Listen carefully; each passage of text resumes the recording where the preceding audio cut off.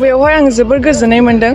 जोङो बेवहाय एसे सिगांनिफ्रायबो जोंना डेक'रेसना साबसिन जादों बे हिसाबै लोगोसे आरो बांसिन साबसिन जाबावगौमोन जोंना अखाया दिगदार होबाय एसे बिनि थाखायनो एसे बिदि बांद्राय माने सिगांनिख्रुइ मोजांसिन खालामनो सानदोंमोन जोङो अब्लाबो बांसिनानो मोजाङानो जादों अब्लाबो अखानि थाखाय एसे दिगदार जादों आरो अब्लाबो बयबो अखानि गेजेरजोंबाबो बयबो लैहोर लैहोर फैनानै जोंनि स्टुडेन्टफोरा फैनानै खामानिफोरखौ मोजाङैनो मावफैदों।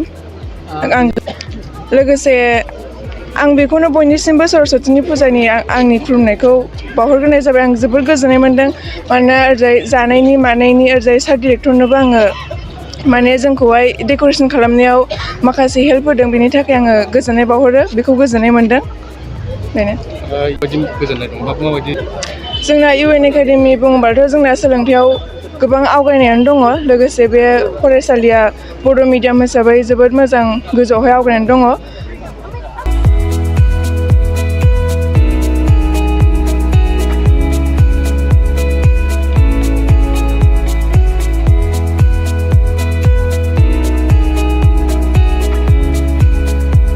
गुबुन बोसोरनि बायदि गाजा गोमजा जोङो फालिनो हानाय जायाखिसै। जोङो गासैबो थाखोनि फरायसाफोरखौ बहाय बाहागो लाहोनो हायाखै। जोंनाव बोसोरै जोङो मोननै राहाजों फुजाखौ होनाय जायो। मोनसेया जाहैबाय ब्रह्मनि नियमजों आरो मोनसे बाथौनि नियमजों। दा मोननैबो फुजानि सालियाव जोङो नुदों फरायसाफोरनि जोबोद खम जानायखौ। ओरैनोबाबो जोङो क्लास 8सिम फरायसाफोरखौ जों फैहोआखै कभिड प्रट'कलनि थाखाय। आरो पेरेन्टसफोरखौ जों लिंहरदोंमोन गोबां पेरेन्टसफ्रा बेवहाय फैनो हायाखै। आरो देग्लायहाय जोङो जि बे बिमा सरस्वतीनि जे फुजाजों लोगोसे बे बिमानि जे बोर लानाय बेवहाय गोबां फरायसाफ्रा गोसो मोदोम होनानै गोसो खुसिजोंनो बाहागो लायोमोन।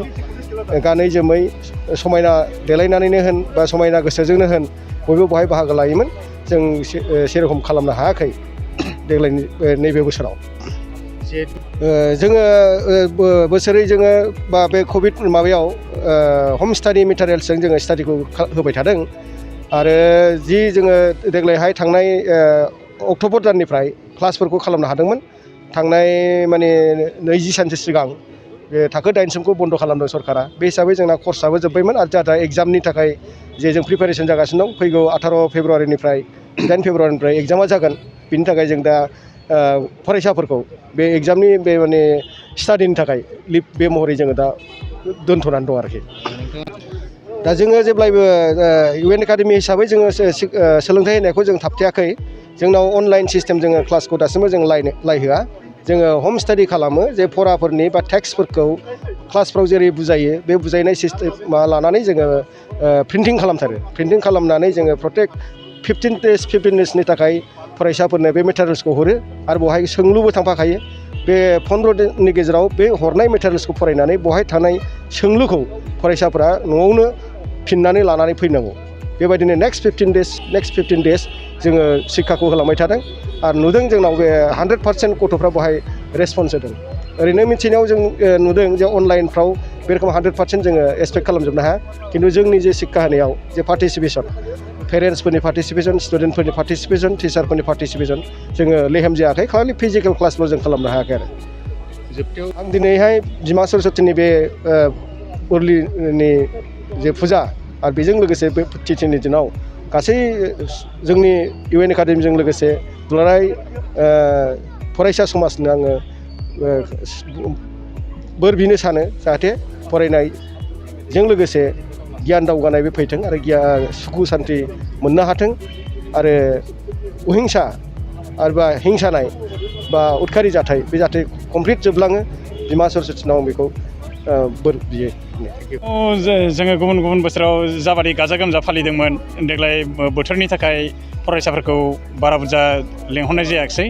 आरो कभिड प्रट'कलनि थाखायबो जोङो माखासे क्लासखौ दोनथ'नाय जादों।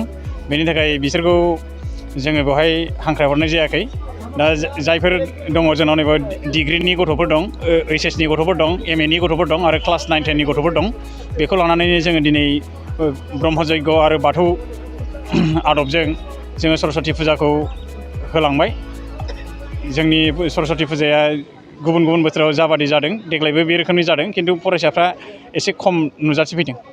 बेखिनि सोलोंथाइ आरो फोरोंथाइ बिथिङाव नोजोर होनो थाङोब्ला जोङो सिगाङाव जाबादि सोलोंथाइ होबोदोंमोन फरायसाफोरनो बेबादिनो जोंनि सोलोंथाइया खारगासिनो दङ खिन्थु जोङो दा नैबे कभिड प्रट'कलखौ मानिनानै सोलिनांगौआव जोङो माखासे क्लासाव फोरोंनो हानाय जायाखै बिसोरखौ न'आवनो सोलोंनायनि खाबु खालामनानै होनाय जादों खिन्थु बे खेथ्रआव जोङो नुनो मोन्दों फरायसाफ्रा एसेबां माने गियानखौ आरजिनो हायाखै एसे उसुबिदा जादों गोजोनथाव खौरां गोसो गुदुं फरायसा एबा सुबुंफोरनि थाखाय टारगेट कचिं इनस्टिट्यूटआ बेसेन गोसा सुबिदा लानानै फैदों जायफोर बिथांमोना banking railway SSC insurance defence Assam police बायदि आनजादनि थाखाय साखाफारा जानो मोजां खाबु मोनाखै बैसोर बायदि फरायसा एबा सुबुंफोरनि थाखाय मोनसे मोजां खाबु सफैदों बरपेटा रोड विशाल मेगा मार्टनि साखाथियाव थानाय आमतलाव बे टारगेट कचिं इनस्टिट्यूटखौ खुलिनाय जादों आथिखालनि साख्रि मोनै आरो बेकार जेंनाखौ नोजोर होनानै बे टारगेट कचिं इनस्टिट्यूटआ सोलोंसाफोरखौ गोबां गियान होनो थाखाय राहा लादों बे टारगेट कचिं इनस्टिट्यूटआव सोलोंथाइ होनो लानाय आयदाफोरा जाबाय banking railway SSC insurance defence आरो आसाम पुलिस जायफोर सोलोंनो गोसो गुदुं बिथांमोना टारगेट कचिं इनस्टिट्यूटआव मुं थिसननो एबा गोबां मिथिनो थाखाय 8134097059 एबा 8638961177 जानबुं नाम्बाराव जगाजग खालामनो हागोन